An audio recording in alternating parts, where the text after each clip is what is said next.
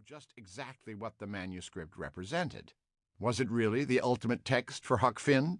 I explained that no, it was actually not Mark Twain's final draft, but rather more like a first draft, since he had had his manuscript typed and then extensively revised that typescript, which in turn became his final draft and went to the typesetter. The New York publisher said, "How strange. All of my authors go to great lengths to destroy their early drafts, presumably so that no one can tell how they struggled to arrive at the final text." I think it is clear that, unlike most writers, Mark Twain was not embarrassed by his literary remains, even when they were failures. He seems to have been wholly willing to let posterity read them, unafraid of the light they might cast on his talent or the way he wrote. That unusual willingness to let the world see how he worked, including how he failed or simply misfired, had only one precondition. He must not be alive at the time. The following passage from Mark Twain's autobiography, 31st May, 1906, whose full publication he deliberately forbade until 100 years after his death, makes this precondition explicit and explains why he thought he was taking no real risk in the matter.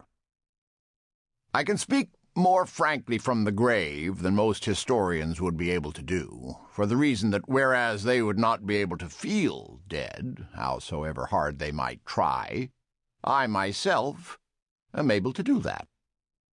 They would be making believe to be dead. With me, it is not make-believe. They would all the time be feeling, in a tolerably definite way, that that thing in the grave which represents them is a conscious entity, conscious of what it was saying about people, an entity capable of feeling shame, an entity capable of shrinking from full and frank expression. For they believe in immortality. They believe that death is only a sleep, followed by an immediate waking, and that their spirits are conscious of what is going on here below, and take a deep and continuous interest in the joys and sorrows of the survivors whom they love and don't.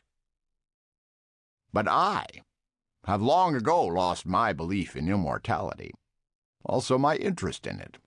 I can say now what I could not say while alive, things which it would shock people to hear, things which I could not say when alive because I should be aware of that shock and would certainly spare myself the personal pain of inflicting it. In other words, Mark Twain was perfectly willing to let us read his most intimate manuscripts precisely because he knew that when we did so, he would no longer exist.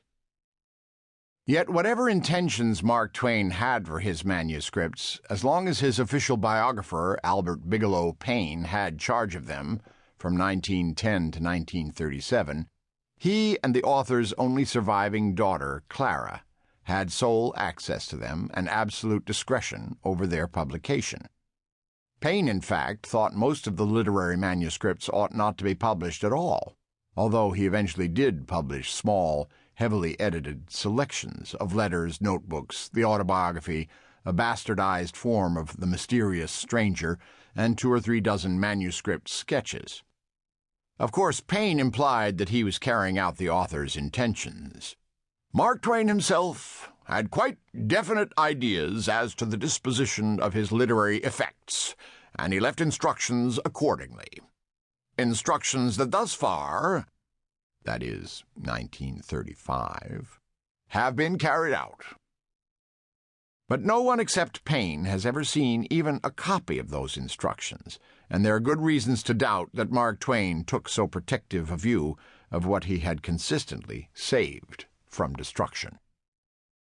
Paine's successor as editor of the Mark Twain papers, Bernard DeVoto, published several dozen more manuscripts and prepared for publication what he thought were the best of the lot, the unfinished Letters from the Earth and other late stories, which were not, however, published by Harper & Row until 1962, 7 years after his own death, because of Clara's objections.